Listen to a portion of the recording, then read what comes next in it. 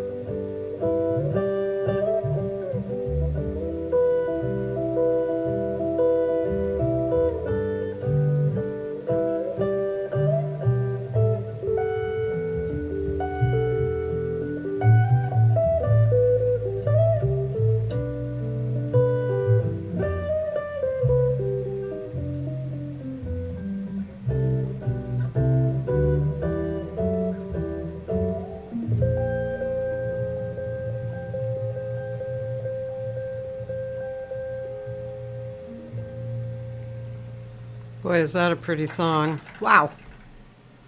Thank you. Whose song is that? Actually, Tom wrote that, Tom Rizzo. It's But so beautiful. It kind of he's got some great stuff like that. he kind of reminds me of Jamie Finley in that way. Oh yeah. Yeah, that's a good call. Yeah, A lot of people hear a lot of Pat Metheny in him, which there yeah, definitely is, but he's got some great musical ideas. I really enjoy playing with him. We come up with a yeah, lot of stuff. yeah. Well, first let me welcome you and just to say we did not actually plan our outfits. Oh, Yeah. come on. We called weeks ago and said, make sure you have that ready. This I is say, you know what? I got to stand up so you can see the rest of it. So, because it's what it says is what. oh, oh, that's cool. I don't have that on mine. No, no. Actually, this came from weirdly at a museum shop at the University of Texas. Don't ask me how that happened. That's interesting. So my guest today is Ken Wild, or Kenny Wild, as I call You can him. call me anything you want to. Oh, good, because I hate when people just like get a stick up their butt over that. Please, please. You know, the old joke is you can call me anything except late for dinner. Yeah, that is an old one. That is. Well, I'm an old guy. Come on.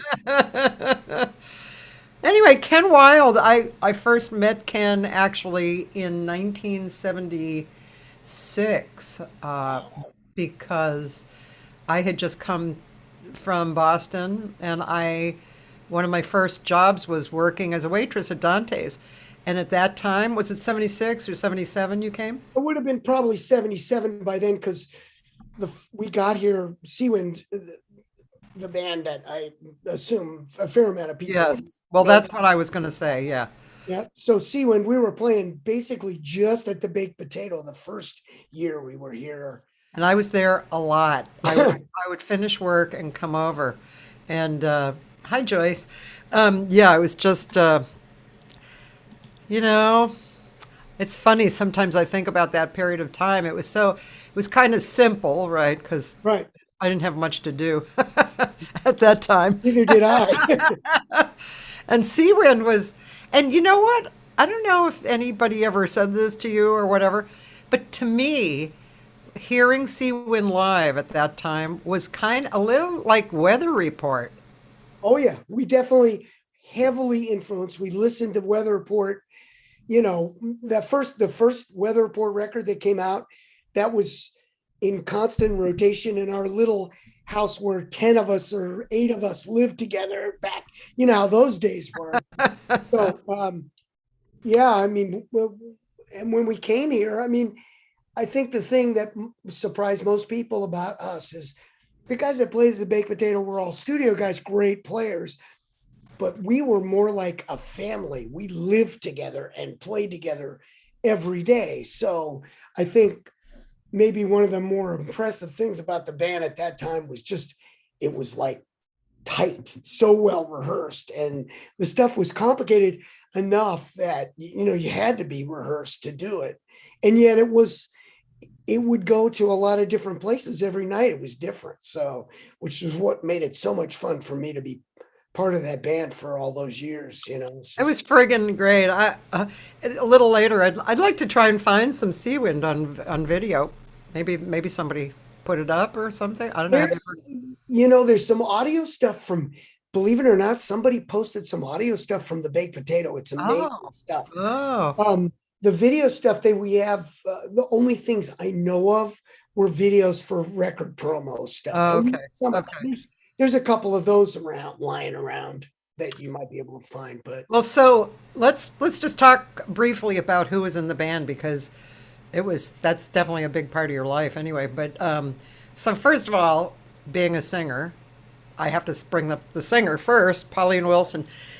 What a powerhouse! This small chick with a voice like Chaka Khan right, could do anything, and with power and passion and range and and so she was the singer. That was great. okay, so just I'm going to thumbnail this as quickly as I can. Okay. The way this came about was Um, and it's hard to shorten it, but I'll do it as much as I can.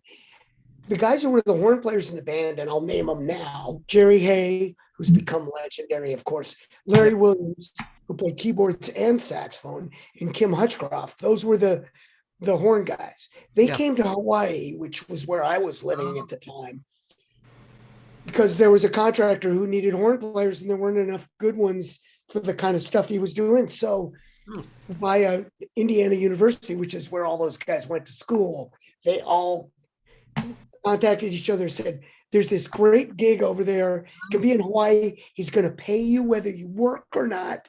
You're like kind of on retainer. And so these guys who were just out of college came over, and we would play together during the day.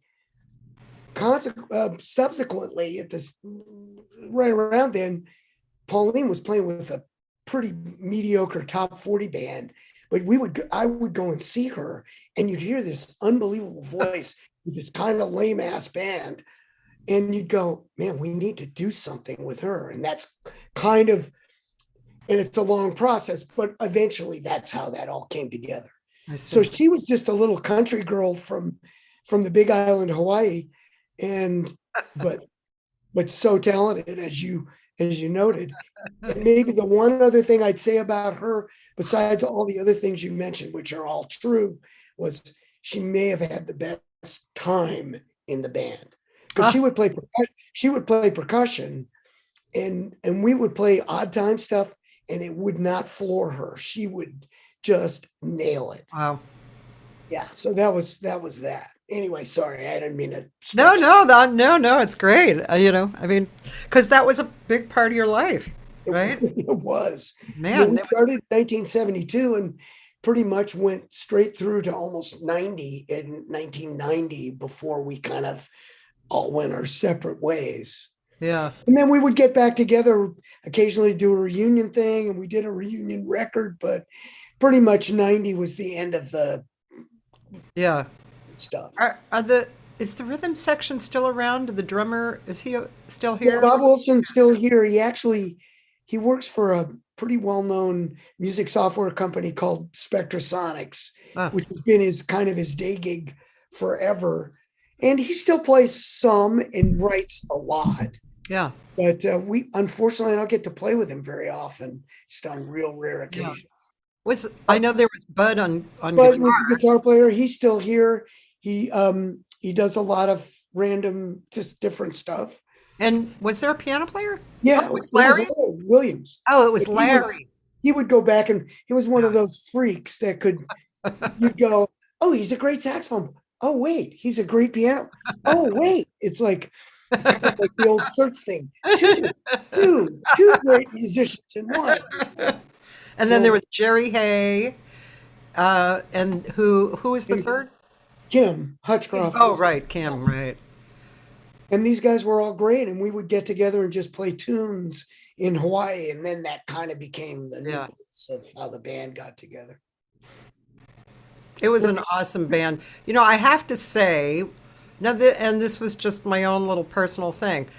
When you guys moved into recording, I forget who was your producer, but I was I was I was actually disappointed in how it sounded because it didn't no longer had like this weather report sound. Well, I mean, the thing about Seawind, and the records are all what they are, and Yeah, we did what we did, but live performance was the Seawind thing. I mean, when you came to see us live, yeah, all those things that you heard on the record were going to be stretched out, and yeah, you know, we'd stretch and change them as much as we wanted to. yeah, That was maybe the favorite thing that I had about playing with Bob Wilson was we were kind of after having I played with him way before Seawind on just gigs in Hawaii because he was stationed there in the military.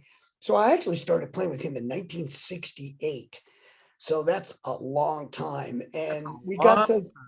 we got so that we were so kind of intuitive about what we were going to do that we could change stuff without even saying anything, and it would just happen. So I've That never. was an awesome band. Oh, Awesome. thank you. Yeah, yeah, it was great. And for all the guys in the band from Jerry on, the band was a Kickstarter to the studio careers that all of those guys had. Without that, our one night a week at the Baked Potato where people would come and see us, that kind of just led everybody who wanted to do studio work had a good entry into the business. So anyway. I have a friend, Taylor Hatch here, who's a guitarist and he studies at U of M. And he always asks some great questions. And he wants to ask a few questions before he goes to rehearse. He said, since you did a lot of work for TV and film in LA, how much preparation did you have between projects and how did you balance your time management? Yeah, the touring that we did with Seawind conflicted some with the studio career, but really full on the studio career was kind of more toward the sort of the end of the Seawind touring days. Yeah. Still did some, but most of our touring was, 76 to maybe 79, 80. And those were the years I was just starting to get into the studio thing full on. And from 80 on through 90-ish was the kind of the golden age for me as far as the studio thing. So, and this, Cathy, the way the studio things go, you walk in, you don't know what you're going to be doing. They tell you, bring this, bring that. And then I was lucky that I had pretty good preparation at sight reading and doing that kind of stuff. And I had a pretty broad background in different styles of music. So that's what you need to bring to the table, at least at that time, for studio work. So Yeah. I hope that answers his question.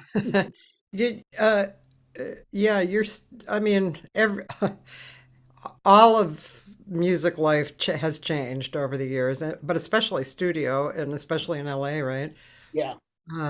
Yeah. So, I've talked to old guys who, And I would be really, one of those. I don't think so. You're not that old, Yeah. but guys in their 80s and stuff, and that was a really different scene, right? It was like, when you were in the heat of it, were you doing like 3 studio dates a day, that kind of stuff? Maybe not quite at that level, but the thing that was interesting, I think maybe people who are listening would find interesting, is back then in those days, you would have a group of people, maybe 50, 60 people who only did TV. And then you would have the same number or more only did motion picture. And a same group that would do records. And they never had to do anything else. We all would play live when we could, but as far as the studio thing, there were like basically 4 distinct groups, and they pretty much did what they did. I didn't do that many. I did some motion pictures back then, but I lived doing, TV dramas like Dallas and, all those kind of things. And of course, the bulk of my TV stuff was The Simpsons, which started in 1990 and went to like 2000, I don't know, 18 or 19 before that for me. Yeah. That was a full career just doing Simpsons. Yeah. Um,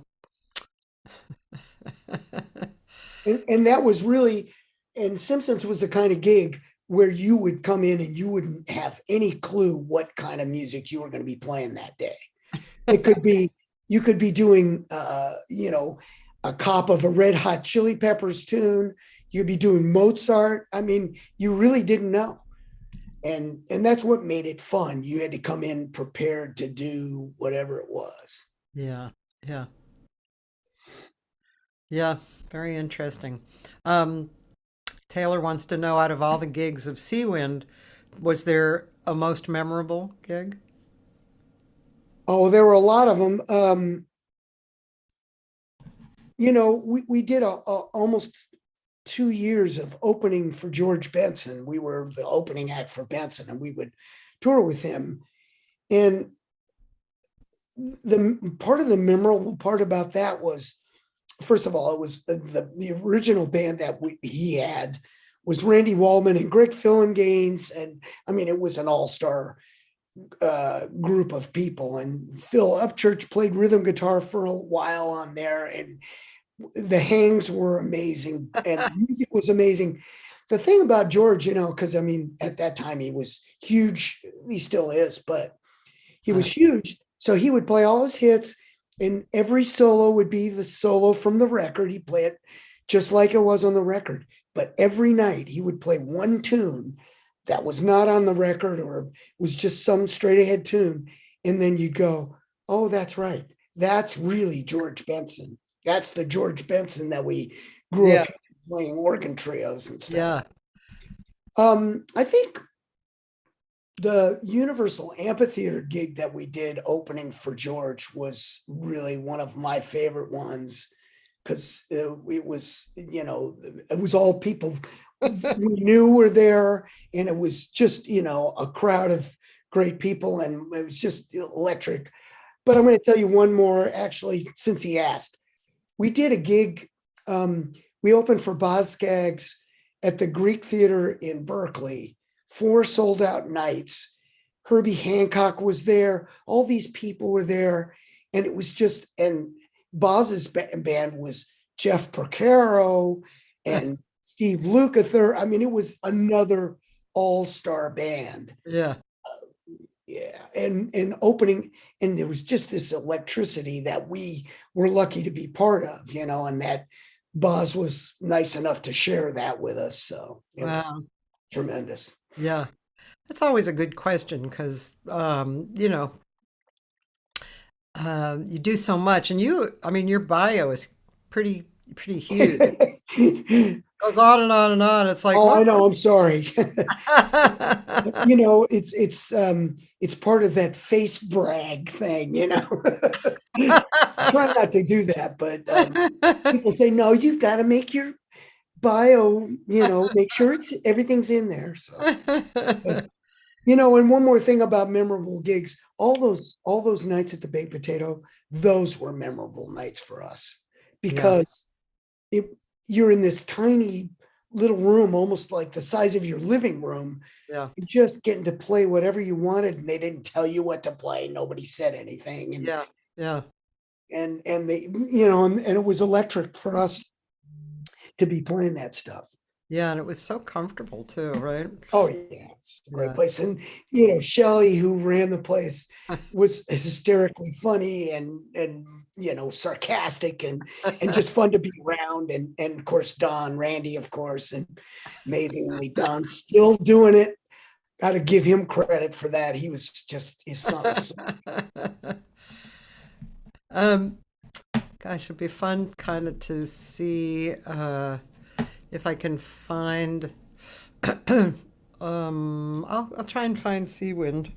That if See if you can find videos. I don't know what's there. I mean, like I told you, there's promo videos for the records. That those are all staged kind of things. But let's see. Yeah, that the What You Doing one is a staged video.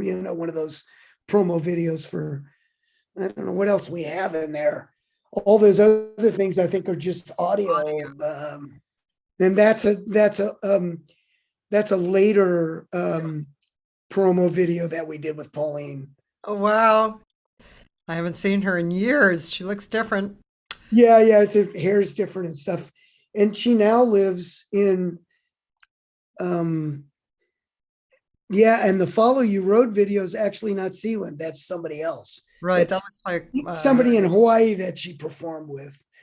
And there's George Duke, who is one of the producers. I'm telling you, working with him was just a dream on top of a dream. George Duke was an amazing human being and a wonderful, obviously great musician. Yeah, play it.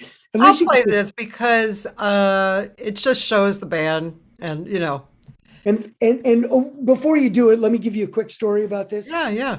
I'm going to look for my chat while you're doing that. So go ahead. Okay. My thing with this was when we came in to do this record, because this is from the record that George produced. Yeah.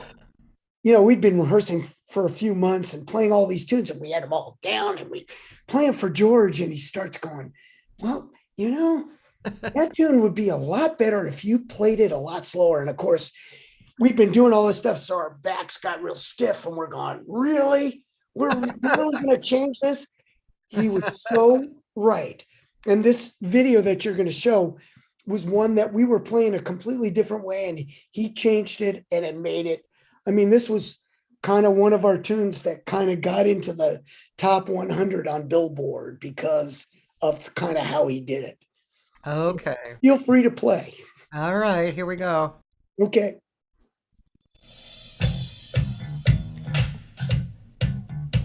Oh, just remember, this is 1980. Yeah.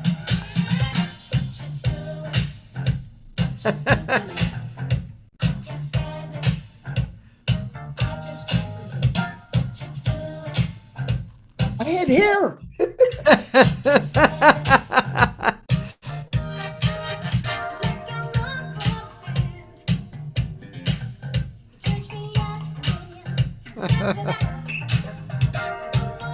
Heavily produced.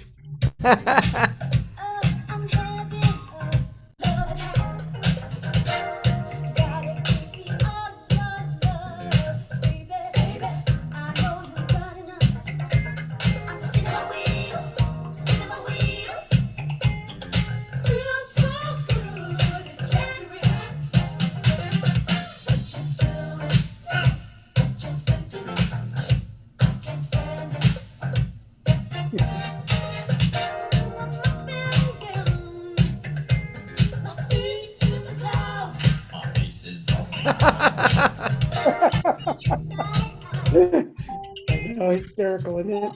Yeah.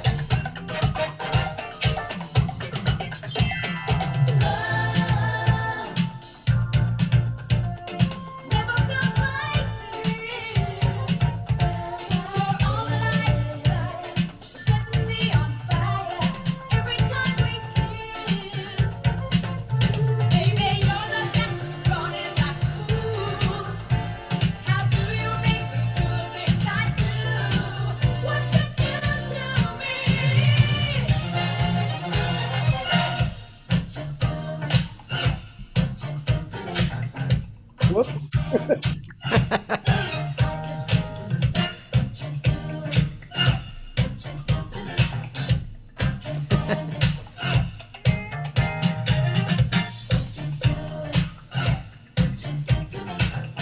There's Larry, finally.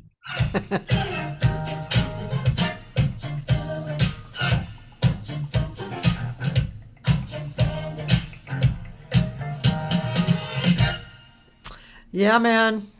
It's good. Those were the 80s, girl. It was good. It was good. Oh no, the tune was great. And really, anybody who knows George, you can hear his influence and how he made that whole thing pop the way it was, Yeah.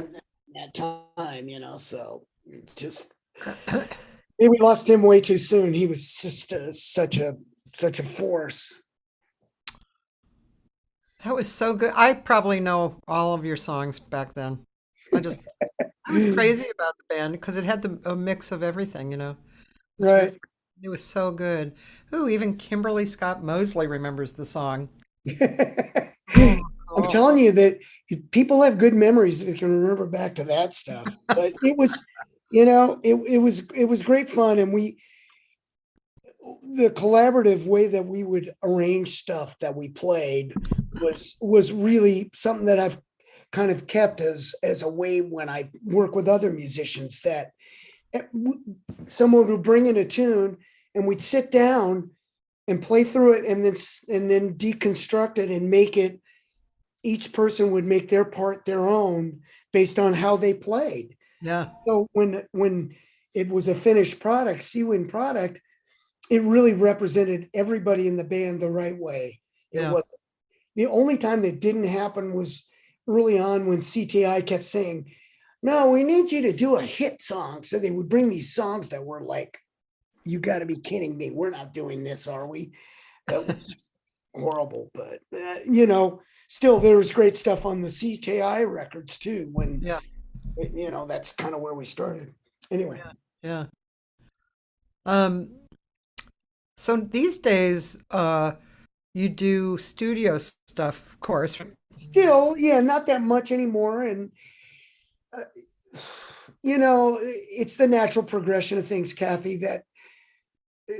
that younger guys should be taking those jobs. They should be working because they're young and they need to.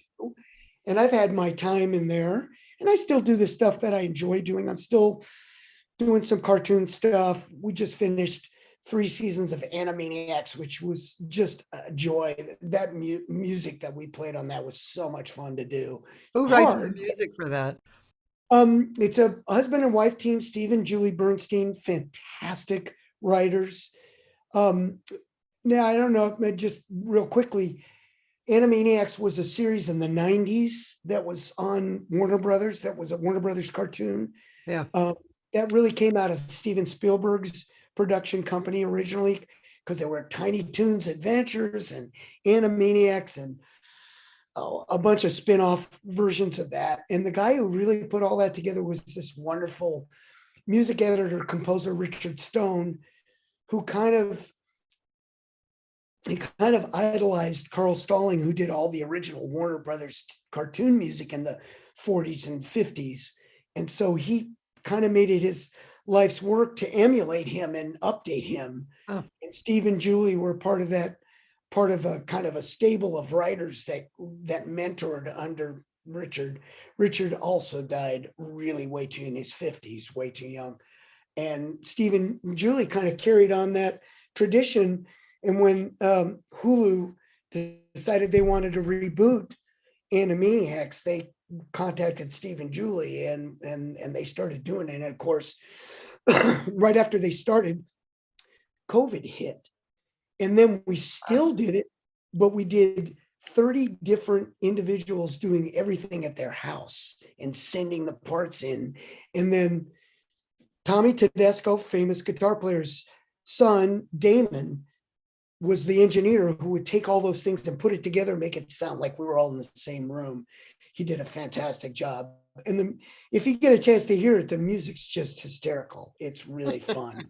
Like all cartoon music, it's really fun. yeah, that's cool. And then I know you do some live stuff. You're doing stuff with Susan Krebs. You're doing stuff at the Yeah, that band is a Renaissance real, Fair. that's a real love of mine, because it's, again, it's not a singer out in front and two guys accompanying. Yeah. It's all three of us, and we've always kind of made, and it's called trio work.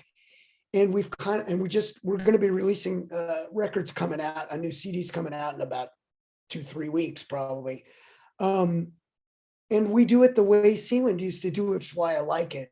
We bring in a song, maybe a standard, maybe somebody's song, and we'd sit and break it down and make it ours. And so that way you feel connected to it. It's not like, oh, I'm going to go to a gig and play these songs.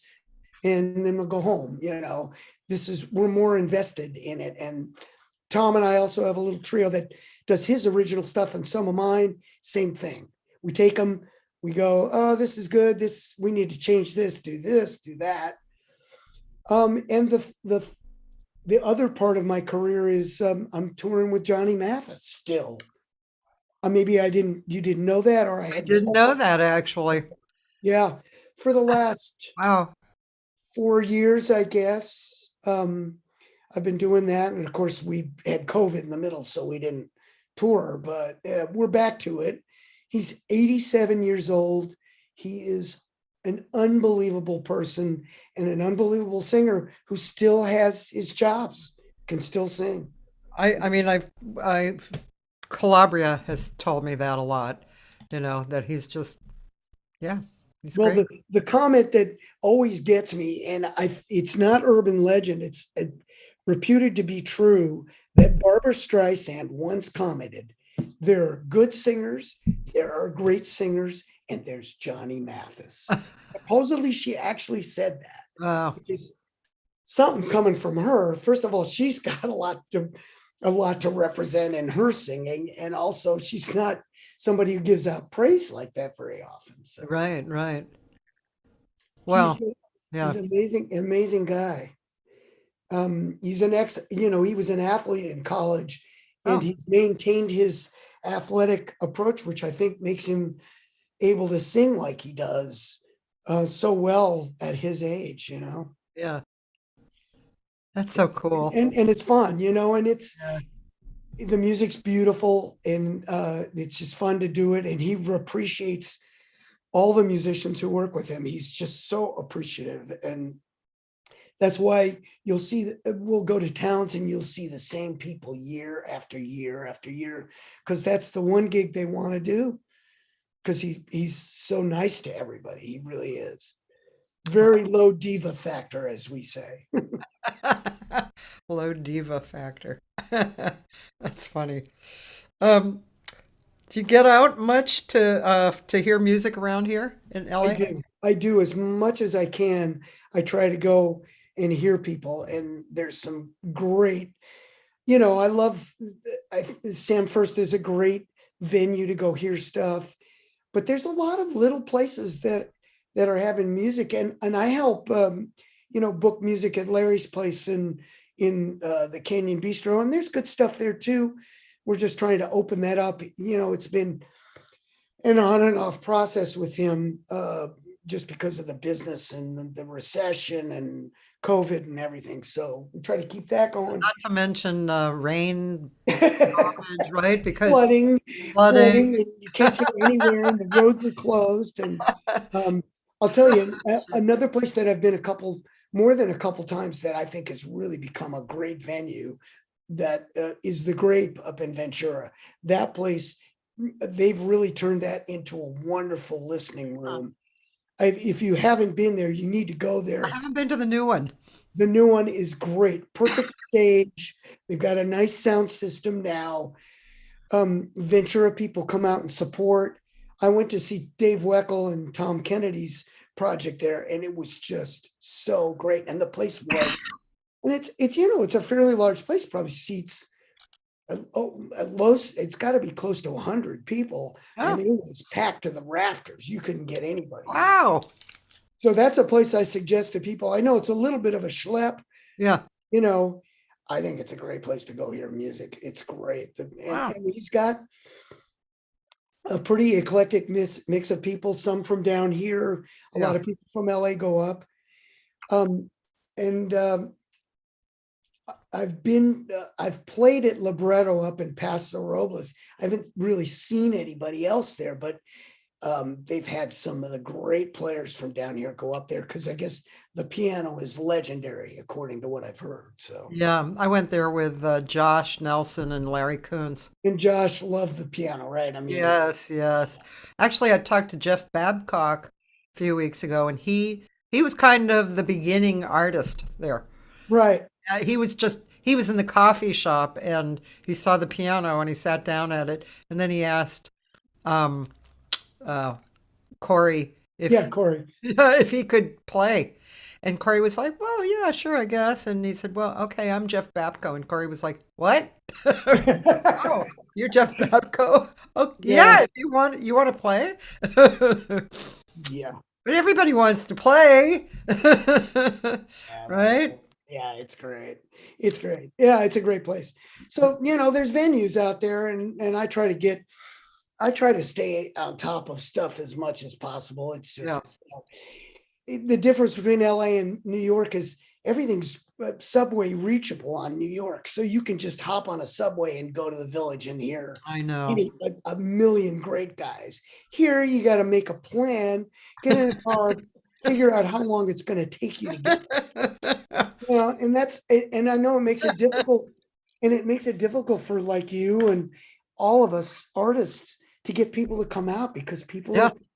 they Yeah. just go, man, I don't it's want to go all the way across too town. far. And it's too bad because we have, I think, equally as many great players Oh, yeah. as New York does, but It's it's spread just a out. scene that's difficult to get Yeah. to. Yeah. We went to the 1881 and saw Jimmy Right. Branley and Vardon and the bass player. I didn't know the bass player. He had an unusual name, like an international See the thing. Turkish guy? Not Uh, Ahmet.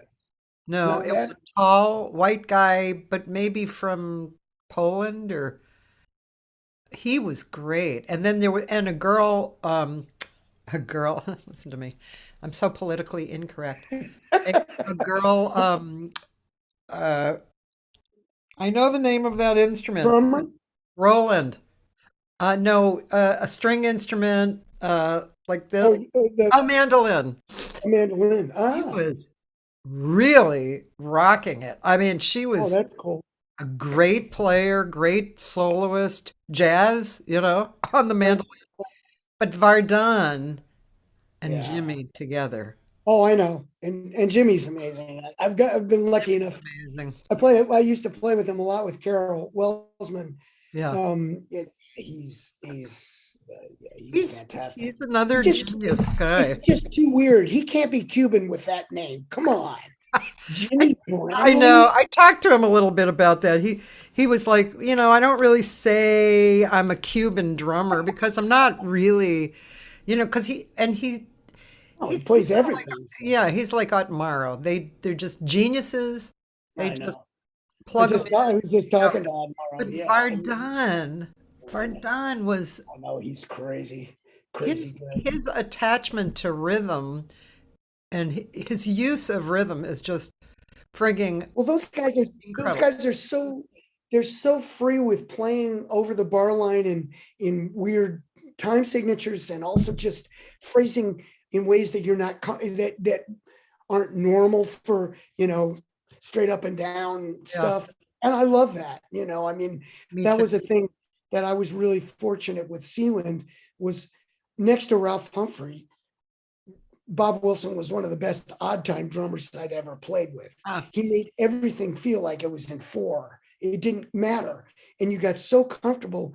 We did, and then again, this goes back to Pauline too.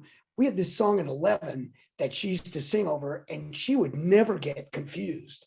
And then she would play percussion in 11, and I'm going, how does she do this? And she's not, Pauline wasn't really a schooled musician. It was all very natural with her. yeah, And yeah, that's why her time feel was always so great because it came from inside. It wasn't learned. It was just her natural feel. yeah, yeah. Friday I'm going to Sam First to see Larry Goldings, Bill Stewart, and Peter Bernstein. Ooh, that'd be a good one. If I was in town, I would, but I'm not here. But I still have the Mathis. I still have to go serve the Mathis. The Which Mathis machine. don't get me wrong, I love doing it. And Yeah, yeah. guys on that band are fun to play with. They're great guys, and we have good hangs. So Yeah, it's a good gig. I'm lucky to have it. yeah. I call it my retirement gig. That's good, I think.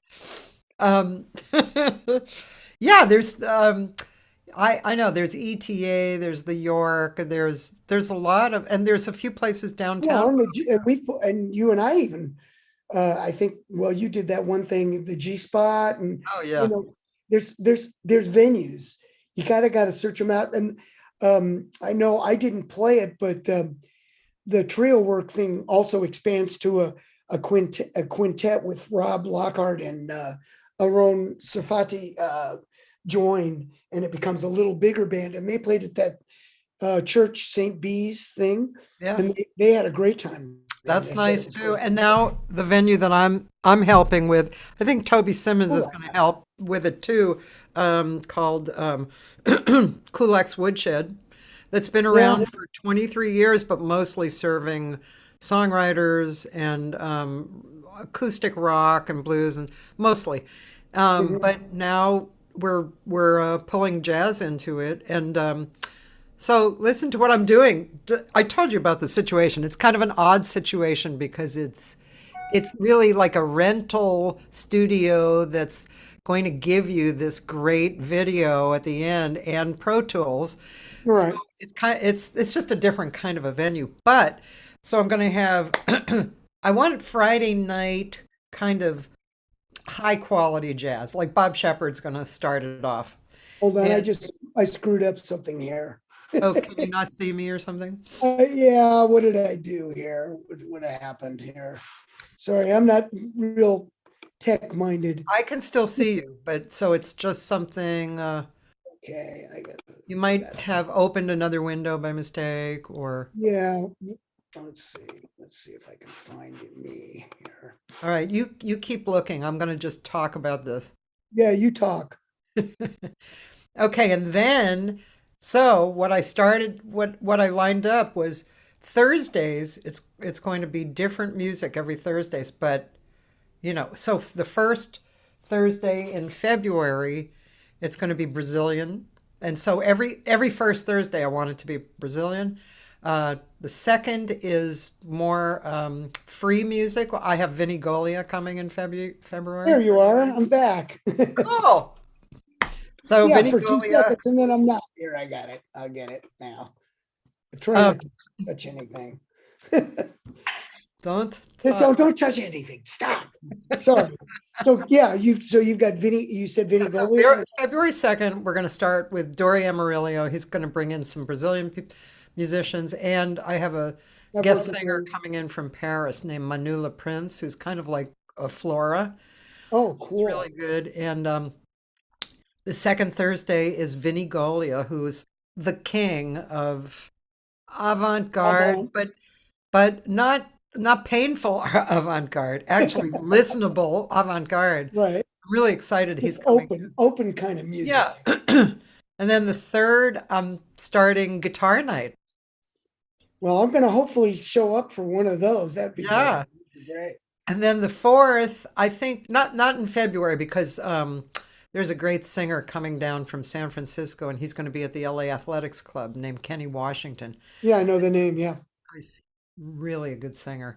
great. But I hope on the fourth night, I'd like to have experienced singers like me, kind of experienced singers with a piano player. And we have a great piano in there now. Oh, good. Yeah, Great. it's a 7 foot excellent piano.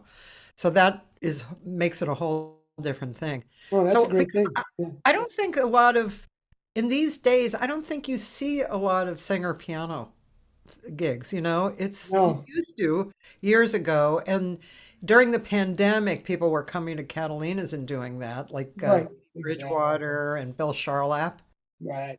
Wow, that was Yeah, amazing. that was enough there. Samara Joy and Tamir Hendelman, blah blah blah. But you don't see that enough, and I think it's a really beautiful art form. So I want to try and put that into That's good. Great. No, that's great. yeah, and colleges too, like Cal Yeah. State Northridge. I already have lined up for a few gigs, and so I All want to do right. that too. Well, I know who to call. That's right. But anyway, that's just. I mean, you just have to. I've been. I don't know if I've been. Well, I have books by the side of my bed. I don't know if you have like tons of books by the side I of your do. bed? Anyway, so some of the books that I read or philosophers that I listen to, it just makes me, it kind of acknowledges something that I do. A lot of times I'll start with just an idea, you know, and no Mhm. proven idea. It's just an idea, Right. and half the people you talk to say, wow, that's a great idea. And half say, You're forget it, crazy. man, it's never going to work. And here's why, blah, blah, blah. And Yeah. so if you just keep moving ahead, it usually ends up successful, right? Just hang Because, out with with the glass half full people. The yeah, glass half empty people are not helping. exactly. Yeah. Yeah, but these venues that are popping up, I mean, you know, ETA, like who would have thought Where, getting a remind me bar? where that is, because It's in I've heard of Highland it. Park. It's an old bar. I Oh, mean, that's right. a small bar that you walk down in, and there's the bar on the right. There's a walkway, some top tabletops, tall tabletops on the left. At the end of the bar, before the kitchen and the bathroom, is where the band is. Right. And they're not even facing this way, they're facing that way. It's like, and they make great food and great cocktails, and That's it's good to know. That's a place I want to check out.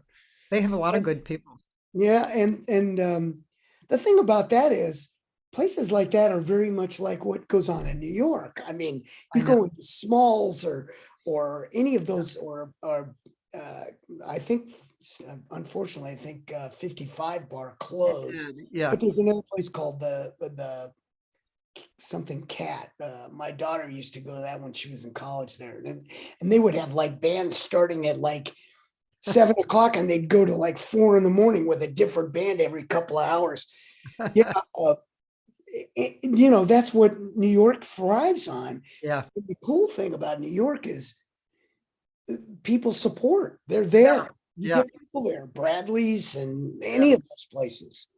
It's yeah. So hopefully we can keep that tradition alive here and encourage people to, the music dies if they don't get support from people coming to see it. So we need to keep empowering that whole thing, so that because there's too many great players here who need to play, and it's too easy to fall in the trap of, oh, I'm making money doing studio work. I really don't need to play live anymore. I don't want to do that. I didn't get into this for that in the first place. I got into a play to come and to play music. So the sideline of, having a career as a studio guy is one thing, but I still want to play. Yeah. When I'm fully retired from the studio thing, that's all I'm going to be doing. So. I do remember over the years, obviously this is not you, but I do remember over the years knowing singers and musicians who own, became studio people, and that was it. And they, I mean, I don't know how they felt. I honestly don't know. I know the singer would mention to me sometimes like that she was kind of, you know, I don't know, envious in a little way, you know what I mean? Right. Like, Hmm. of being able to sing freely and do what you want, and but I don't think there's necessarily an either or, it's like, It yeah, shouldn't have been. Actually, we just lost somebody, Dennis Budimir, who was an unbelievable musician. yeah, He just passed away. And he was somebody who pretty much flat out said, I'm not going to play live anymore. I don't do uh, that. uh, And I would have, established older studio musicians say, why would you go down there and play for $50? And I say, because that's why I started doing this in the first place.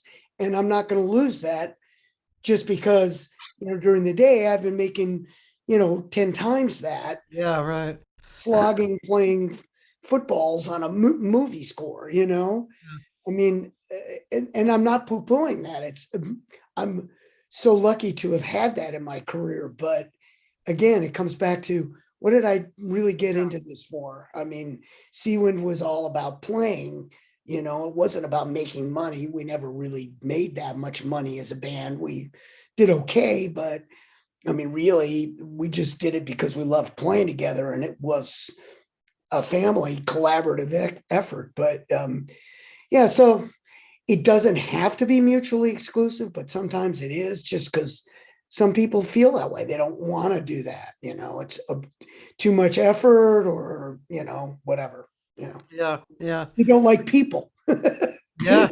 I know, and you really can't blame people because they're just, people are doing whatever, I mean, we're all different, right? So, Well, and I think there's one more thing to add to that, and in that COVID kind of pushed a lot of more people away from the idea of performing live, because some people are very leery of going back into being in places where there's a lot of people. I get it. yes.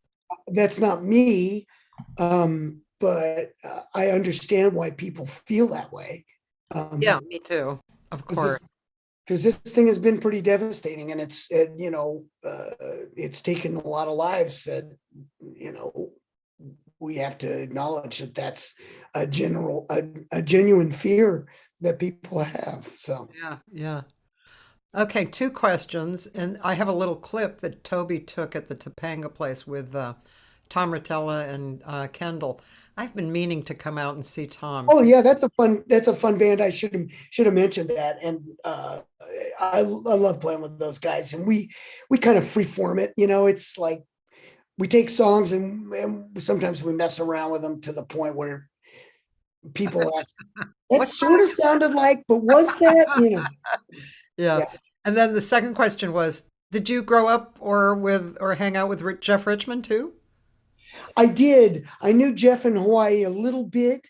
We didn't play that much together back then. Jeff's a little younger than me. And he is funny.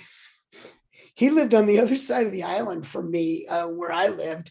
And, back then you kind of, we were both probably in school at the time. He was in high school, and I was just maybe starting college or whatever. And just, you wouldn't cross paths. And he didn't do, back then I was doing mostly, show work. I was playing whatever show came in, I worked with, like, Thelma Houston would come into town and they'd need a bass player. So I do that. Or I did Sammy Davis Jr. a few times, and Uh, just that kind of stuff. Jerry Lewis I did one time, and, just, so I was doing that kind of stuff, and he wasn't kind of involved in that scene. So I didn't see him, but yeah. I certainly knew him over there. And Doug too, McDonald, No. who also was there. I did know him and play with him a little bit over there too. Yeah, yeah. Okay. I mean, I'm a huge fan of Jeff Richmond.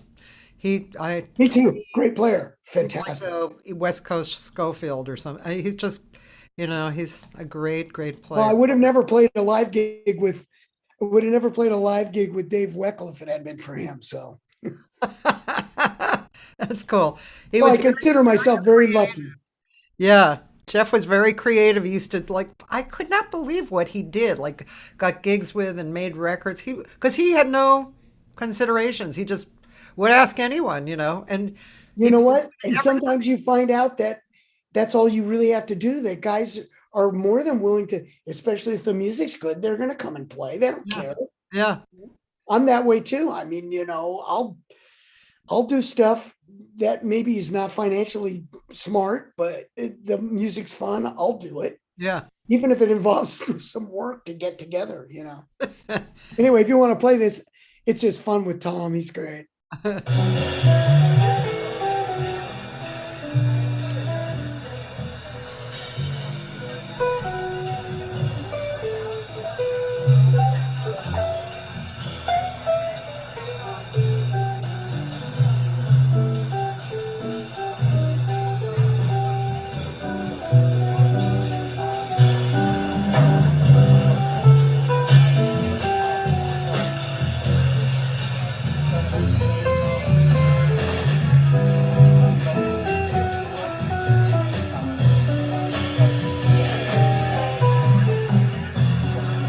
So this is outdoors at the bistro.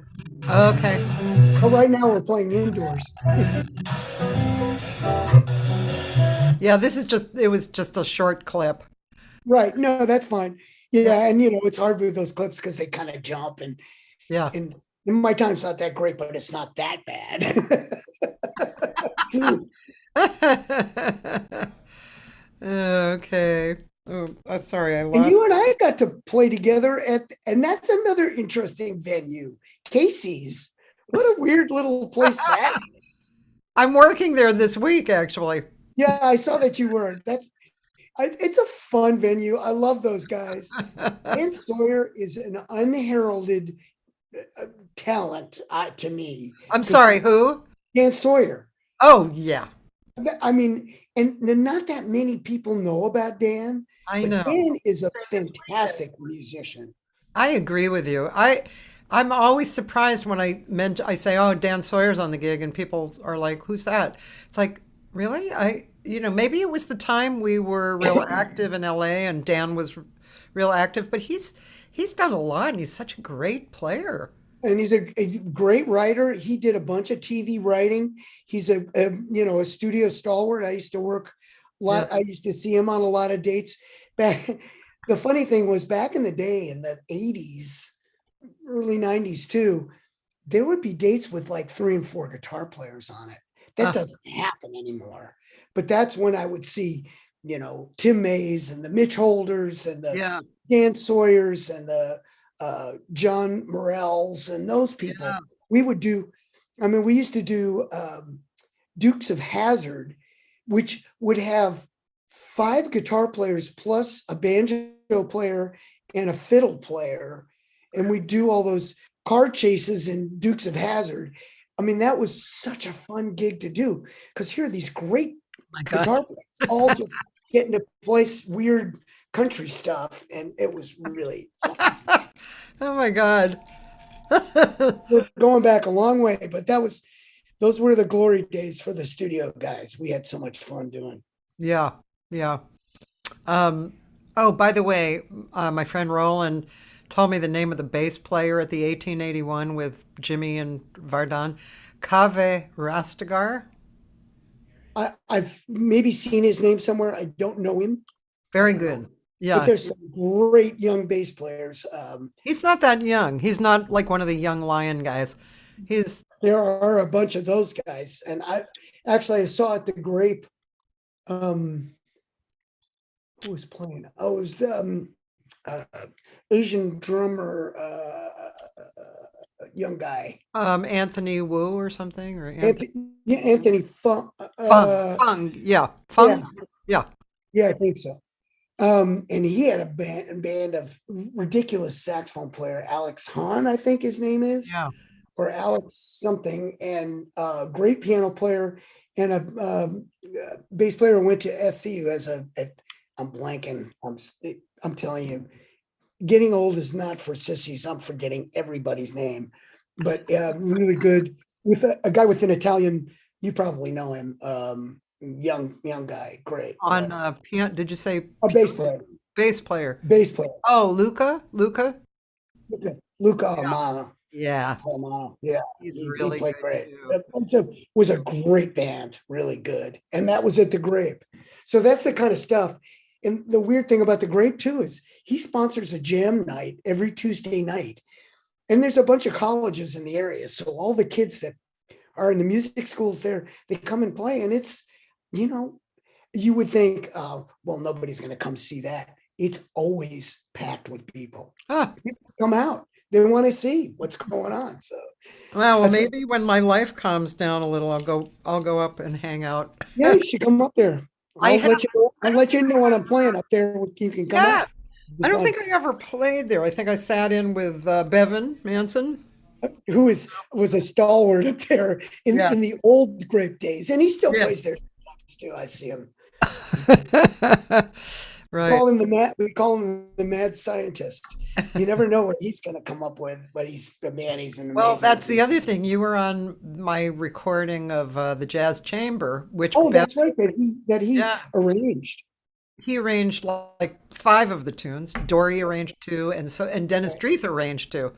right. So yeah, that was really fun to have you. But he really is a mad scientist. He just comes up with like these weird formulas and puts them on your stand and says, play that, so. Yeah. Yeah, he's an amazing guy. He's so, one foot in classical, one foot in jazz. And one time in the studio, we were listening to something back, for specific things, right? And so, which you have to have your attention on, right? Right, exactly. So, but he has his computer on his lap and he's actually writing a chart for a different project while he's listening and saying, oh, right there, bar 44, like, He's oh, so multitasking in the nth degree. Yeah. yeah. Yeah. Yeah. Played a couple of gigs at the Grape with him where he would start a tune and you wouldn't know where are we going. And we just, whoever's playing drums with me, I just say, hang on for dear life. You're going someplace. We don't know where to go with it, There's another little place that Bevan and I played. I bet you've played there. I can't remember if it's Oxnard or Ventura, but it's this guy's Miller. Is that what's his name? Miller? it's a studio. Oh, studio. Oh, His wife is a singer. yeah, I've heard of this place. I haven't been there. I do know about it. I'm not sure. I don't know if it even still, is running, but that was a cool, really nice. Yeah, I saw Luis Conti there, and yeah, it must have been Oxnard because it wasn't that far away. Oxnard's closer than Ventura, right? Yeah, I'm not much closer. I mean, it's about they're about 8 to 10 miles apart. Not really. I go up. That's because I have a little place that I hang up in Oxnard with my wife, and we go up to Ventura because it's a thriving little community. Lots of great restaurants, and like I said, you got the Grape, and there's another place. I forget the guy's. I know his last name is Miller, Davey Miller. I think he's a drummer. He has a little gig there that people play at, and there's a bunch of players up there that live up there. Yeah, Gary Solt, who's a yeah, guitar player. Gary lives up there, and there's a bunch of people living up there that play. So yeah, yeah, it's a little thriving little scene. yeah. Anything to people want to get out of town a little bit. So many people have moved out of LA and Nashville seems to be really, right, attracting a lot of people. Yeah, a lot of people. Well, not that the Nashville guys are all that happy about it. I know. There used to be a sign: LA musicians go home. But yeah, there's some great players that have moved out there. I know Calabria and Bob moved there. Yeah.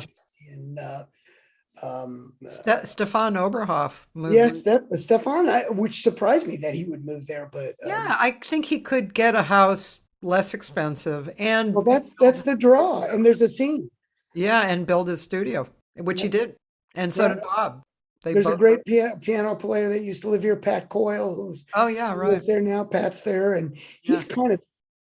kind of one of the linchpins of what is a pretty active jazz scene, believe it or not, in Nashville. People don't think about that, but there is one. Yeah, I know, because Pat came here for Bob Bowman. He did a gig here last year outdoors, and it was Mhm. it was a wonderful gig. And actually, if you're not busy, come over to the G Spot on the 29th, which is the last Sunday of January, and Bob and I are playing, and Bowman is playing. He's playing. Yeah. Oh, Larry cool. Koontz and Kendall and Gary Fukushima. Oh, great! I'll come. I'll Yeah. try and come. Yeah. It's not the easiest place to get to. If you know it, you can. It's okay. It's almost like a secret treasure map. Okay, here's your treasure map. Now follow the arrows. Yeah, kind of. I remember getting lost the first few times I tried to get up there. I even got lost, and I've been going there for years. I know. I got lost, a few years ago because I thought, oh, I don't need Waze, because Waze has been taking me up into the little hills. Waze really the will way to screw you go. up. So Yeah. Waze will screw you up there sometimes. I know I've gone through that. Yeah, it's like GPS doesn't like going there, so it Yeah. messes around with you. I get In it. the old days, it would bring you to a street that ended, which began on the other side of the hill. Right. And it's like that was really screwed up. Did you ever play with Alan when he was doing just regular gigs? I did one thing up there, I think, No, but no, I mean years ago when oh he was no, no, playing no. casuals and stuff. Not that I remember. No, Yeah. maybe not. Yeah. Yeah, he and I used to Just work think together. about this. In the old days, if you were going to go to the G spot, you'd have to get out your Thomas Brothers map and try and you'd be going, okay, this ended on page. Now I got to turn the page. I Remember those loved days? I loved my Thomas Brothers map. Me too. Yeah. But it wasn't the easiest way if you didn't know where you were going. You could get royally messed up. So.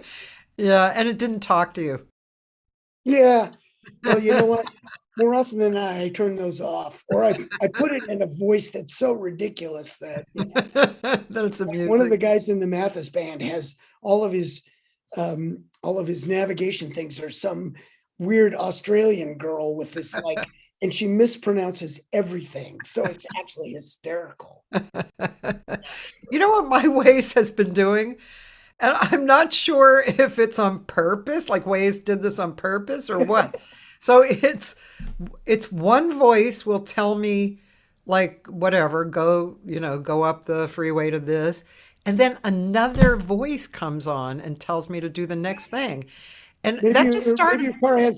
maybe your car has two GPSs and one of them's working behind the scenes while the Waze is going. No, it is really the same Waze. And when I first heard it, I thought, did I just hear that right? And then now it's like, I don't know if it's screwed up or Waze actually planned that so that it would kind of give you like a little something different, for your mind.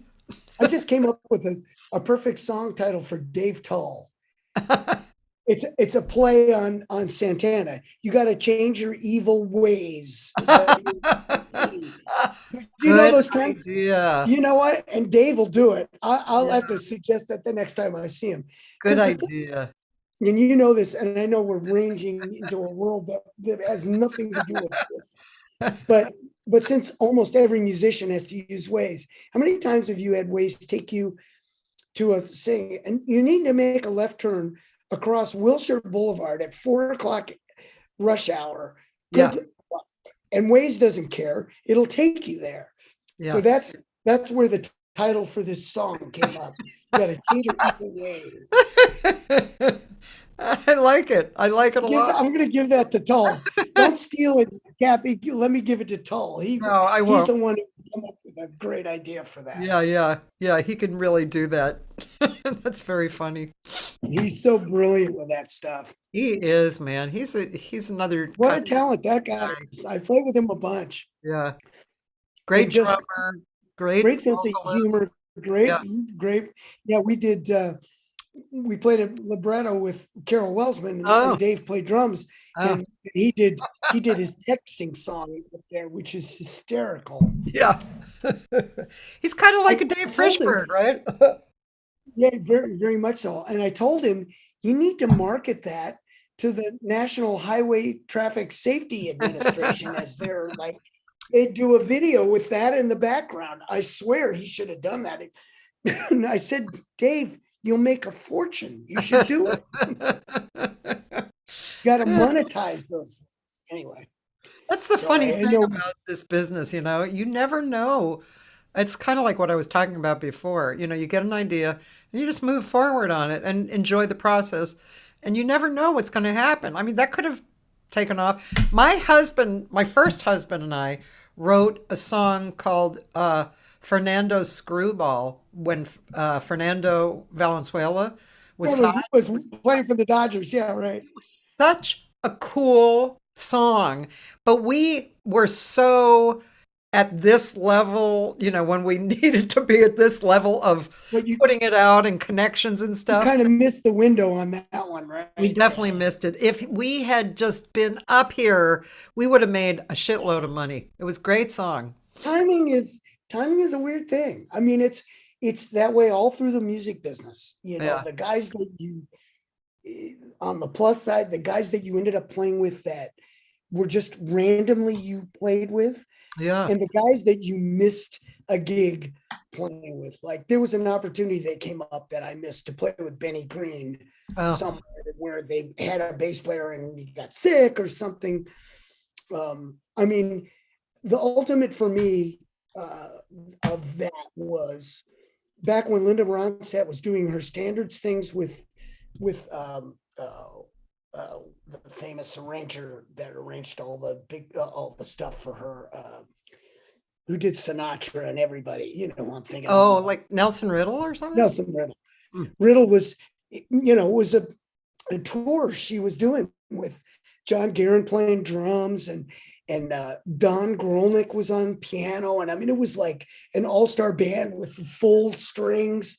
And she played up somewhere in Northern California. Oh, And the regular bass player was Ray Brown. oh, And Ray got sick like the oh, day before she had a gig at the oh, it was one of those cities that has a pavilion outside of San Francisco. And so just randomly they called me and said, could you do it? I said, uh, sure. And probably the greatest thing that if I ever wrote a memoir would be like my favorite chapter, and it would be sitting next to Don Grolnick on the plane, having him go over every chart we were going to do. It was just, I mean, it was just so magical. And of course you go in and I didn't have a rehearsal. I just had like a sound check. oh, And John Guerin looks at me, he says, don't worry, I'll get you through it. And you know, you come out and you have chicken because you're just like so on edge. And it was one of those great moments. But that was just one of those random timing things that I happened to be in right place, right time, and just got to do it, you know. yeah. Time is so funny, isn't it? It's just like, because we're always talking about the past, you know, and remembering things, especially on this show, because, you know, want to know what everybody's done, you know, and Right, exactly. Yeah. good memories like that, you know, that's an outstanding memory, you know. But while you're in it, it's so delicious. And I really try lately to really like the process, you know, as they say. But every moment, you know, like yesterday, I was at John Leftwich's house and we're working on this recording project called the No Net. How's John doing? Good. Oh, he's doing good. He sounds great. And Oh, he's he's great. a He's great a great guy. engineer and arranger and stuff. No, he's good. He's a good musician. So, but we were just going through what we've recorded and making little fixes, and it's fun for me to you know, work as a musician, you know, with other musicians, so that Mhm. my comments and observations are taken, you know, seriously and Right. develop into something really great, you know. And that whole process is something, I mean, that whole thing is something I've definitely gotten a lot of lessons on, is trusting myself, my own intuition, you know, and trusting myself. Working Absolutely. those moments, I just remember last night, I was just like, this is so cool. It Yeah, feels yeah. I great. remember playing a couple gigs with like players I admire, great players, and we're playing and it's going great and it's all good, and I'm going, don't screw this up. It's like the thought that should never cross your mind. I'm going, this is so good. Don't mess this up. Don't do something dumb and play something stupid. And you know, invariably it's kind of like, oh no, Creative. you're actually bringing that into the so yeah, as you grow and learn, that's a part of playing with other people where you really have to make an effort to just go with it and Yeah, not overthink it, you know. yeah, You start thinking about it too much and then, you know, it's gone before you have it, you know. And that's yeah. It's crazy. It's a, you know, I mean, we're so lucky to have music to learn these things, because they're, there's so much other bad stuff that is going on. It's yeah, great when music is there. And I think, you know, if people recognize the value of the communication that music provides worldwide, we'd be in much better shape than we are if it could just be that, because it doesn't get the credit it deserves for what it really brings to the world. And I'm a big believer in that, that's why we should continue to do this, because what we bring is something that helps way outside of this small world of musicians. It helps all around, and we need it. I couldn't agree more. And yeah, I I always joke like it's kind of a joke, but on another planet, the musicians would be revered because we'd be reflecting what humanity is going through and needs. And then the Right. governments would provide that. That would be a whole other planet. And Well, you kind of see a little more of that in, haven't been there a lot, but in Europe, you definitely see a lot more yeah, you understanding do. that what this provides. I mean, my wife is Dutch, and I see that in Holland. They're very supportive of the Yeah, music scene. And they make sure that it gets whatever funding it needs to yeah, keep it going. And then, Europe is where you have all these wonderful radio jazz big bands and radio yeah, orchestras, and it's that stuff. They much rather support football games or weaponry here than do that. yeah, And they're missing the boat, because yeah. those countries are all the better for the way they treat the artists in their country. And that's why so many artists back in the day would split and go there and become expatriates, because they were appreciated, where here they were just third class citizens. So Yeah, I know. I mean, I've often thought of, if I had gone to Europe to live instead of, remaining in mhm. LA or whatever, it would have been a whole different life. I would have been singing in concerts all the time because that's what they do. They don't Right. even, you know, like the guys yesterday, they said there's not that many gigs in Paris. They just hop on a train and in a half hour, they're in Belgium or whatever. And that's And what's they're so doing great about concerts. Europe, is the proximity of everything. And there's a big population that supports. So you got places to go. Yeah. And like you say, hop on a train, it's not a big deal. Here, it's much more of an ordeal. Concert venues are hard to get, hard to book. Yeah. You know, it's much more of a bottom line thing here than it is over there. Yeah. So, Yeah. It's one of the ironies of yeah. of our business, really, I think. It's just kind of shit, man. Why, Well, I mean, and we have to do what you're doing and what I try to do and what all of us are trying to do, which is just try and set up places where people can play. yeah, yeah, And believe it or not, people will come out. yeah. I And think so. I think the more you put that out there, the more you will get people to show up. Yeah. Did you ever, I can't remember. I don't think you played at Bar Fedora, that place that I did once, you did? one time.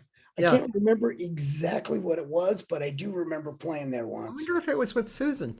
I don't remember. And I don't remember what we did there, but I know I remember there was that was even more than vegan. It was like Yeah. all plant Almost based. raw. Yeah. Raw, yeah, and Yeah. whatever that place was called next door, I Oh, don't lock. remember. Yeah. Yeah, Yeah, right, but that was right. that was a good example. So that ran with me. It ran for 2.5 years, and in the beginning, I remember talking to this one friend, and I said, "What do you think about this place?" He said, "People won't pay $7 to park, or pay $20 See, to get in." I was like, "Give me a break, man." You and know? the irony is there actually is a subway that goes downtown that you could Yeah, take. You were like in North Hollywood and you said, "Oh, they were playing at this place downtown," and it would be cool if there were more venues downtown and people could utilize mass transit to get down there. Because when I was working in the theater, because I Yeah. worked at the Amundsen for quite a few years, a lot, I refused to drive down there. I said, I'm getting on the subway and going down there. It's easier, it's better. I don't have to sit in traffic, which is always, stressful. And that way I get down there, I walk a couple of blocks to the theater, get a little exercise, and also come in with a much better attitude because I'm not stressed out, And carrying your bass?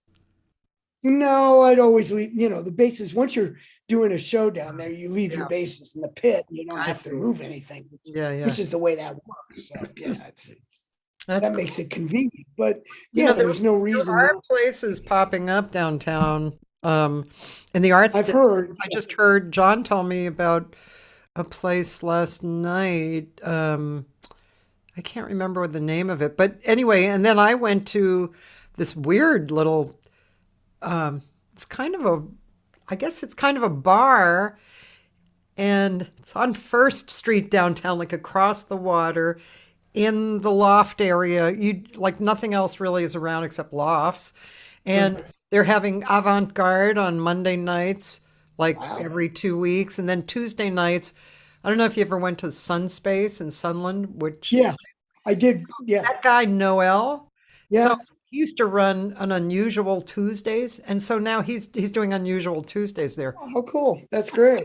I know there's that place, 7 Grand. I never have Yeah, been that's- there. I don't know anything well, about that place. It's okay. I mean, it's upstairs, and I just remember the carpet was so disgusting. It was like you stepped on the carpet, and it felt like tons of beer had been spilled, Right. and never cleaned up. Welcome to jazz life, right? That's Yeah. what jazz life is all about. That's why, places like the Grape and stuff where it's a notch up from all that, and you can actually go, this is a nice place to be. Yeah, yeah, You feel like you're going to get infected with something life threatening, right. and again, that's the kind of stuff musicians should be provided with, but it's just not. Yeah. Well, the thing about the piano, right? Like when we were talking about Kulak's and getting this piano in there, first of all, so Kulak's owner, has been doing this kind of very funky thing for years. Right. Like he said, really, first of all, if we brought in a good piano, would jazz players really come? And I said, yes, because There's a good piano. how many good pianos are around town to play on? Just not that many. Yeah, there's Catalina's, there's Sam First. Mhm. I mean, if you want to go out to San Pedro, there's the Alvis. Elvis, yeah, has a nice Um, piano. That's right. I don't even know of any other, oh, well, the G Spot, but that's a private venue, only once a week, maybe. Right. And where else? Yeah. Yeah, not many So, that I can think of. yeah. Yeah. So anyway, having a good piano is a real, It's a draw. yeah, Yeah. it's really definitely. good. It's Yeah. definitely- That's another reason why I want the singer piano thing Oh, I happening. think it'd be great there. Yeah. Yeah, I think it would be really nice. Plenty of good opportunities for people to do that. So Yeah, yeah. there's plenty know, of good singers and plenty of good great piano players. Yeah, yeah. And yeah, it's interesting, being in a booking position and knowing a lot of people because, everybody wants a gig. And I don't mind trying to arrange gigs for a lot of people, but for that duo night, I really want seasoned singers. I don't want, Yeah. No, you shouldn't. Yeah. There are places where up and coming, not so seasoned can play and Yeah. sing if they want. Yeah. Like a place like the Grape. I mean, my wife and I went there one night just on a whim yeah, to the open jam night, and a couple of people sat in and sang, and Yeah. how are you going to learn unless you do that? yeah, So- absolutely. and that's how I grew up. I mean, when I first started playing bass in Hawaii, and it was kind of a golden age back then.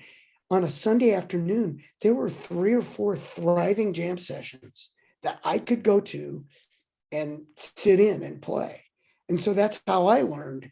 And there was a great bass player who's still around, who lives in Vegas now, who was, his regular gig was Don Ho.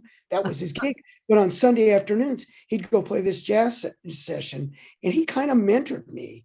His name Oh, was Kenny Seifert, great bass player. huh. And he would drag me, literally. He would literally come to a table. I wasn't probably even supposed to be in there because there was alcohol and I was too young. He would literally come and drag me by my arm and make me come up and play. And, you know, believe it or not, Anita O'Day, and she was in bad shape, but she would come and sit in and sing there. And I Wow. would be the brunt of that sometimes. 'Cause Wow. she would be so mean because she would be drunk and she would be Yeah. mean. Yeah. But she was an unbelievable talent Yeah. too. Yeah. Just, and she was, I guess, living there at the time. Ah, And you would run into guys who were coming through with the military service bands that would come through and be stationed there, and they would come and play. And it was like so many great players would come through there. And I got exposed to that. And it's that mentoring thing, the jam session thing. Is yeah. it really? And when they were doing it, what was that place? The Mint? Was it that they had a Yeah. jam session or They something? still do on Sunday nights Right. I with mean, Sam Hirsch. things like that are really valuable things to encourage, because younger players and up and coming people don't have a place to go do that unless they have that kind of opportunity. So, Yeah. Yeah. Um, I have a funny, quick little anecdote about Anita O'Day. oh, John okay. John Prue, when she Yeah, I know John very well. Sure. yeah, so she wanted to, use him on a gig, and that was when she was singing on Wilshire Boulevard in that big place. I think it was called the Atlas or something. I don't know if you Yeah, I remember that. remember a place down there. Yeah. Yeah. Anyway, so he comes over at 10 in the morning, and she offers him either either a beer or a gosh, what's the name of that drink that old people drink, the like milky. Oh, you're talking about Bristol cream, or is No, this no, like no, no. This is for like if you want breakfast or like Ensure or something. something, Yeah. right? So she offered him a beer or Ensure. Pure Ensure. Wow, now that's something. Yeah. There's And another great musician yeah, that I really enjoy playing with, John. And yeah. we're tennis buddies too, so we play tennis Oh, together. He's a great tennis player. I have cool. no right being on the court with him, but he humors me and lets me come out there and run around with him. Yeah, I mean, there's a guy who can not only sing but accompany singers. So he would be a great guy for your singer piano night at Kulak's. He would be great because he can do both. He Yeah. can accompany a singer and sing. So Yeah. it's good. Actually, I met him in Chicago. He was a student of Jen Shelton. Yeah, yeah, And right. yeah, and I came through to do a workshop, and he was the accompanist. That's when I met him. Yep, Yeah. yep. And Jen's at UT, I think, right? Yes. Yeah. Yes. Uh-huh. Yeah, she's such a great Yeah, musician. Jen's great. And Yeah. her dad, I spent so many good times with Don. God, he's pushing 90 now and still around and still looking good. You know who I just talked to on the phone was Clark Burrows. Clark, God, I haven't seen Clark in And he's also he's 90, how did he right? say? He's Close to, or late no, 80s. no, he's definitely, yeah, he's up there too. And but he's very clear-headed. He's always been extremely clear-headed. But one time at the G Spot, not during the gig, but just to hang with Alan, he had a movie that somehow he had found that had was Johnny Mercer and Clark in the movie. Like Wow. Clark was, I don't know how old, in his 20s or 30s, and they were singing together. And Oh my God, I did studio things with Clark. I knew Clark from the studio more than anything else. I never yeah. played live gigs with him, but I knew him from studio Well, I stuff. grew up, I mean, the High-Lows was one of the records that we grew up on. Because I had twin sisters older than me who sang, and so we all sang together. So of course we wanted to hear like groups, and the High-Lows, man, that was it. And he was the Well, there High-Lows. wouldn't have been a Singers Unlimited if it hadn't been for the Hi-Los, Yep. and there wouldn't have been Take Six if it wasn't for Singers Unlimited. So Yeah. and all the other spin-offs of that. Yeah. So I mean, that was another thing at Seawind. We grew up listening to the harmonies that Singers Unlimited came up with, Fool on the Hill and all those Yeah. great tunes that they arranged. Gene Perlin was a genius, Totally. and all those guys. And, Totally. you know, I still crank out the Christmas record every year at Christmas time. The Christmas record. Oh, Just that's cute. greatest record. Stuff on there is so beautiful. That That's so and I do nice. love to listen to Take Six's Christmas records. Oh, It's great too. that Harmony, those are absolutely the best. the harmonies are just amazing. I And remember when I I really first heard them. actually think if, and I know part of it's Take Six, but maybe Singers Unlimited too. There wouldn't be now I'm gonna blank again. The little kid that plays piano and does all the vocal arrangements. You know who I'm Jacob talking Collier. about, the English Jacob Jacob Collier. Collier. I don't think he would be there either if those influences hadn't existed, Probably. because so much of what he does reflects that in his background. Yeah. Yeah, you're probably right. And I've seen him live a couple of times and just blown away by. He's a next level genius. Yeah. Yeah, he's really amazing. Yeah. Um, yeah, I really like what he does with Becca Stevens. Oh Um, yeah, and Becca's another Beautiful. great talent. Yeah. And yeah, I mean, there's a bunch of great stuff. And speaking of harmonies and stuff, you know, and I'm gonna have to rack my. You might have to give me a minute on this one. I'll think of Okay. it. Uh, but there's a couple of records with some great harmonic versions of standard tunes that I've been listening to that are great, with some Oh, great singers on it, like Gretchen Parlato sings on some of this yeah. stuff. Yeah. Yeah, it's really good. So this is Taylor Eydie, I think you probably know the name. yeah, yeah, sure. Piano player. He actually won a Grammy for Best Instrumental last year, I think, for this record that I listened to a lot, that has Becca sings on it, I think, and Gretchen. Oh, And this kid that was on, that my daughter grew up with, up in Idlewild. He's a bass player, singer. He kind of postmodern jukebox guy. He's yeah. in that band. He sings on this Oh, too. Yeah. huh. I want to say his last name is Bradley, but that's not right. I can't think of it. Yeah, I don't remember.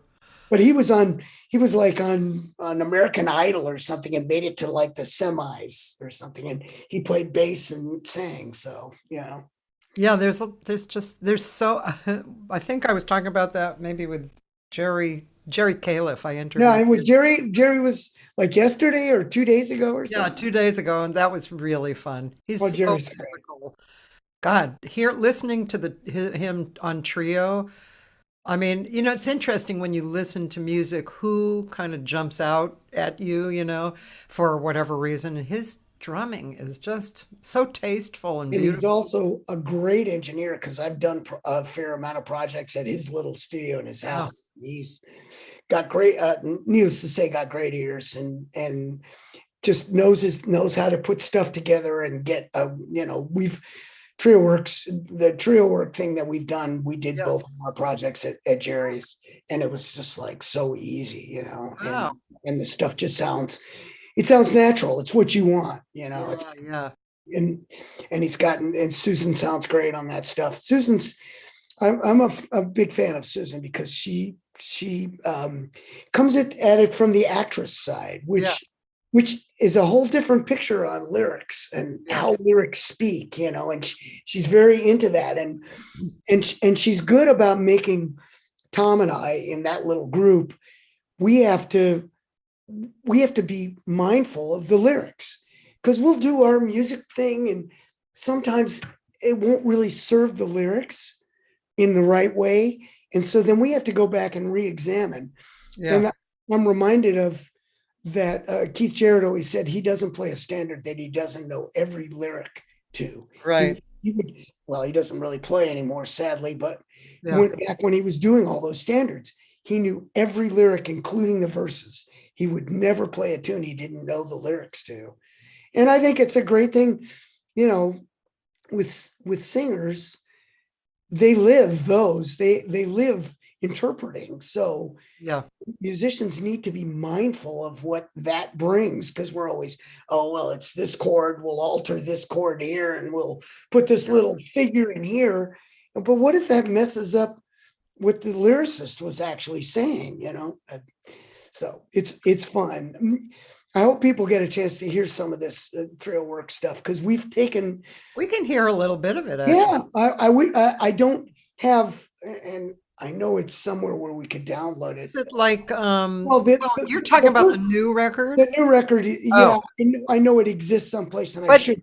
But there also is There's like, an existing record, which is really cool. And if you wanted to play it, if you yeah, tell me like, what's- I mean, is it on Spotify too? yeah, I think so. And Susan is kind of bluesy, right? Yeah, she does come from a very bluesy background, but then she's also, we do a bunch of stuff, like we do this wonderful Hank Williams tune that is see if you can find it. You might actually type in trio work, because I don't think it'll come up on Susan's thing. It'll come up, although I did play on some of I'm not sure if, I mean, like not with her name. Yeah, it would just be trio work. There, trio works. Yeah, I'm not seeing it. Oh, there it is. There it is. Down to the right there. It looks like a street sign. Street. Oh, here? Yeah. Ah, okay. Yeah.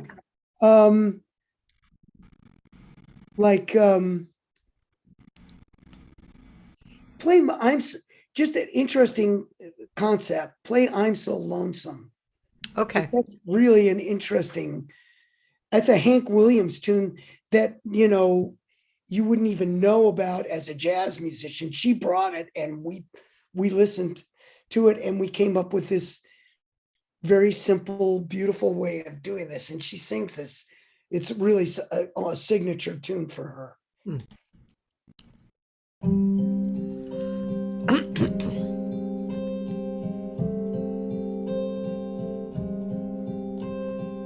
Hear that lonesome whippoorwill.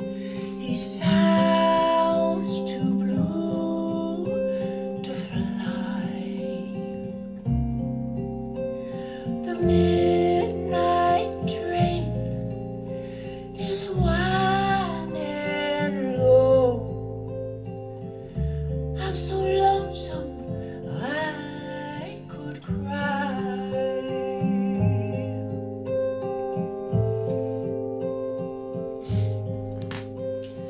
I've never seen a night so long when time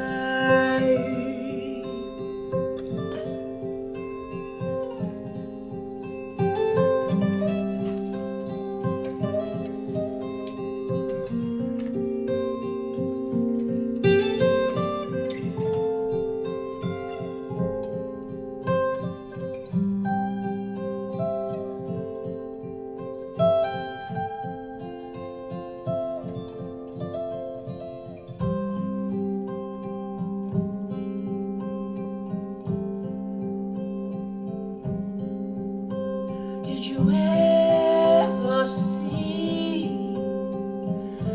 a robin weep when leaves begin to die? That means he's lost the will to live. I'm so lonesome I could cry.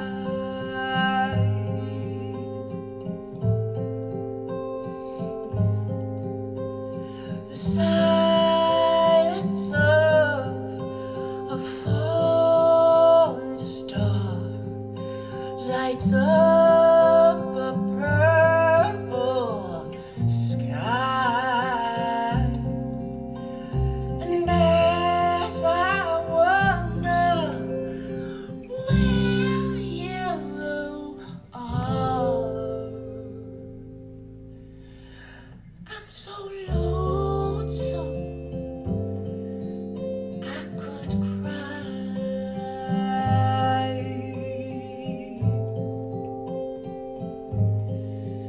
I'm so lonesome.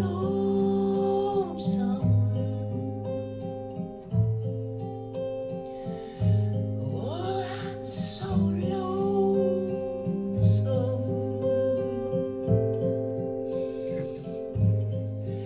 I could cry.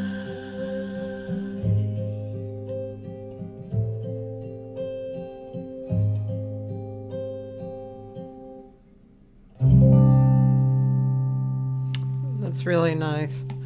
Yeah, I mean, that's the kind of stuff. And, she brought that tune in and we just decided to, what can we do to this? And this is one where we went, this is definitely less is more for this song. Yeah. This song is so powerful in its lyrics and it's an emotion that it was that, let's not mess this up. Let's not try and do, we tried not to hip it up and jazz it up. We just played it kind of as it was, very simple. Yeah, I know. Sometimes the most moving songs have incredibly simple melodies. I think Sting is kind of like that too. But yeah, I've written some stuff along the more folk lines. It just came out. But I did. In fact, I should send it to you. That'd be great. Did Dreamsville with Larry Kuntz and Josh Nelson, and those You two couldn't get guys. anybody good. What's your problem? You can't get anybody good to play. And those two Those guys are two of my. real They have simpatico like nobody. totally beautiful.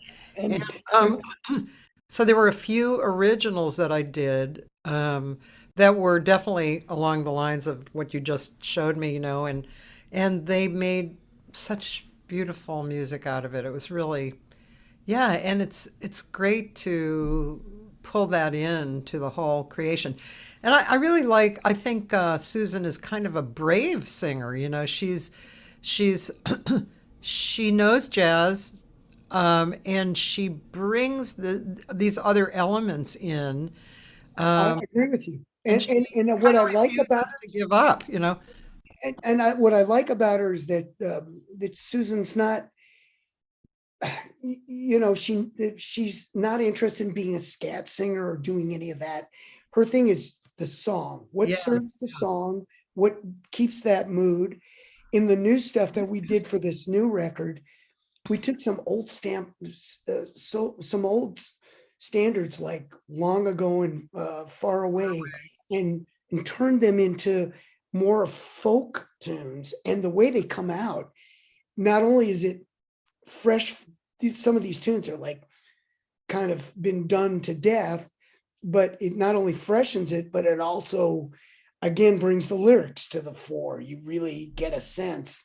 yeah, We have a really beautiful, and a lot of this was Tom's doing, what he came up with, of Gypsy in My Soul, Mm. which Susan kind of calls her anthem, because she says it really represents me as a person. yeah. So when we did this tune and when we made this arrangement, it really serves her vision and also the lyrics. So It's a I lot of love fun. that song. It's a great song. It's a great song. Yeah, And yeah. we really deconstructed it. It's you would probably not recognize it, just from the arrangement. You would know it from the melody, of course, and the lyrics. But yeah, we had fun with it, and yet it's really a lot of fun. And we both play little solos on it, and it's a spot where you can really be melodic more than you have to think. Oh, I got to play hip stuff here. Just serve the melody, and Yeah, yeah. it's really good. I wanted to mention before, but it comes up now really because of what we're talking about. So one of the groups of musicians that just I love listening to is Anthony Wilson on guitar, um, Joshua, I think his name is Crumb. He's young on Yeah, bass. I know. Yeah, and um, I always It's okay. forget my I'm right with you. drummer's name. Dan, are you listening? You know who I mean. Schnell? No, no, No, no, no, no. Schnell. This is the unusual drummer. He's really unusual. I'm looking through my drummer. You know, oh God. Jay Bellerose. Oh, Jay Bellerose. Yes, yeah, that's right. I remember he has this thing because I saw him that Anthony posted. He was back kind of down home in Mississippi or Yeah, something. yeah. And he He was yeah, doing, he went on a trip in Mississippi, like digging up his past and stuff. And well, and he's exactly. Anthony's another person who, well, maybe 10 years ago started coming out with his own songs that were kind of like the old blues people that you hear, those kind of songs. And he just kept doing it, kept He's a writing, brave kept guy. He singing. does he does what he feels, and he's a great musician. I've Yeah. only played with him a few times, limited, but it's always been a real privilege and So pleasure to play. good. Yeah. He's because he brings everything, you And know. listen, I know, you know, uh, there are a lot of places I could have lived. I've been really lucky that I lived here because Yeah. of the people I've connected with, and I've Yeah. been lucky to be part of this musical community here that's just chock full of really creative, great individuals, Yeah. great people. Yeah.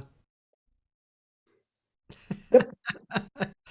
Oh man. Yeah. In another life. Hi, Pierre. My friend Pierre Chambers is here. So, Pierre, I just finished producing his record, Oh, good. his first solo record. Is he a And singer as well? he's a really good singer. He's the son of Paul Chambers.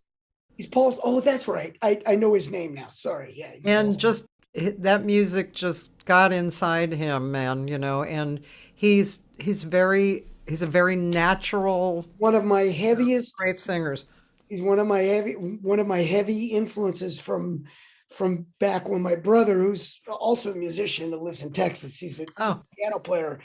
We used to play together a lot. I mean, that's kind of how I started playing because my brother he had a little jazz trio, and his bass player, this was in Hawaii, and his bass player had the tiniest apartment, had no room for the bass, so he left it at our house, and it was always out. And so I would just go down and start playing on it, even though I had no idea how to play it. And it was something that kind of came to me that this was something I wanted to do yeah. because I had started out in grade school playing clarinet, and I played clarinet into high school, even into college. I had played clarinet, but the bass, when I was like a sophomore in high school, there it was, and I started playing it. And my brother was, he was a hip guy, so he didn't grow up on Beatles. He grew up on Miles, so we would listen to Miles together, and Paul Chambers was a huge influence on me. I Yeah. mean, He said there's always a story with bass players. there is. It is true, but I think one of my favorite things that I ever heard about Paul Chambers, there was a reviewer who reviewed Miles's quintet back there, and he had bad words to say. Miles, a trumpet player who couldn't play, who would miss a lot of notes, and he called Red Garland a cocktail pianist, and he said John Coltrane was an out of tune tenor player. The only thing he could come up with for Paul Chambers was that he was an 18-year-old bass player. He had this teenage bass player. He couldn't come up with anything more to say. Paul was so good, you know. That's a funny story. Yeah, I don't know where that review was published, but Oh my God. it might have been downbeat. Who knows? But anyway, just the only thing you could say about Paul was he was 18. Okay. And he played his ass off. Come Oh on. my God. You know, yeah, we have a lot of talking here, huh? But the name Gene We Perling. played a little music. It was good. We got something in there. Speaking of bass players, right? When I first heard over the last year or two the name Gene Perling come up, I thought of Gene Perling, the vocal arranger and stuff. And then I realized, wait a minute, that's not the same Perling. That's It's then Gene Perla. Perla, right? Yeah, Perla. his last name is, and he's on Yeah. another one of my favorite records, Elvin Jones and Gene Perla and two saxophone players, Dave Liebman and Steve Grossman. It's one of the most astonishing records. We used to, back in the Seawind days when we would do instrumental stuff, we used to do tunes from that record because Ah, get Larry Williams and Kim would uh, stand up and play those tunes, and we just had uh, drums and bass and them. And it was, yeah, it was fantastic. Gene Perla is a great bass player. I interviewed He him. might still be with. I Oh, don't he know. is. Yeah, I still- interviewed him. Oh, Yeah, and didn't know also, yeah, and in June I went to play. I was back east, and one of the places I played was the Deerhead Inn, oh, and right. he lives around the corner. He's very active. He's probably, well, he's in Not his that old. no, he's Yeah, in his maybe his early 70s, maybe. yeah. Maybe, yeah, Well, or maybe later 70s or something. later 70s. Yeah, Yeah, but he started when he was really young. yeah, Yeah, yeah.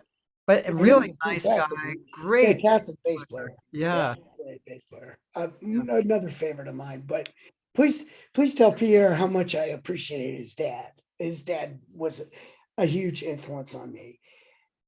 That and Steve Swallow, when Steve, and of course Steve doesn't play upright anymore, but back in the day when he was an upright player, somebody, a really good musician, said, "You remind me of your Wow. playing reminds me of Steve Swallow," because I loved him. He was Wow. such a great bass player. He Yeah. still is, Yeah. but he plays he plays electric, acoustic bass guitar, electric bass guitar thing. Yeah. And he plays great. I just loved his upright playing. He was a huge influence. Yeah. Yeah. So wonderful. My friend Dave Ross, a few years ago was working on a project, and they had never met each other, but with Steve and God, I just had his name in my mind. Gosh, a guitar player who's like, he's young and he's the king of jazz, Julian Lage. Oh yeah, Julian Lage, yeah. Yeah, so Dave actually introduced them, and they were working towards making a project together. I don't know what happened to that. I'm not sure, because I know I would have known if they had actually finished. Those guys are, yeah, it's just, Yeah. yeah, those are, yeah. I have a passel of influences. Scott LaFaro, of course, was a huge influence, and Jocko on the electric thing. And I was just revisiting the Joni Mitchell video from, I think it was Santa Barbara Bowl, I think, Yeah. with Yeah. Cathy and Jocko and Don Elias and That was an amazing concert. so unbelievable. Yeah. Yeah, it was incredible. Yeah. So, Well, Kenny, we're uh, running out of time. it's But 2 hours. We it just was, blabbed for 2 hours. I know, I'm sure people are kind of, and I'm sorry, I am a talker. Anybody will tell you that. And I'm sorry, but I hope there was at least a minute of interest to somebody. I'm It was a sure lot. there was. It was a lot of fun, and thanks for making it easy to kind of blab on. And I'm sure it was cool. And just so you know, you're number 511. wow. I'm glad I was in there somewhere. Yeah, man, me too. So I just want to say thanks everybody for being here. I have archives the rest of the week, and it's actually a lot of Europeans. Faye Klassen, who's a great singer, Bogna wait, I have to take time to say this. Kichinska and her husband Jacob Kichoki. She's a singer and he's a pianist. They actually live in New York. Hakon Graf. Did you I know ever the come? name. Yeah, sure. He was really great piano player. Yeah. And I think he moved back to Norway, possibly. Anyway, Gabriel Stravelli, Gabriel Stravelli, who's a singer, obviously Italian singer. So that's and if you're in town and you want to come to a a cool, funky hangout where the drinks are cheap and the people who hang out there are from 20 to 92. Casey's. I'll be at Casey's on Thursday with the Yeah, band. it's a cool place. It's really a thing. Yeah. And I'll put in a shameless plug for Yeah.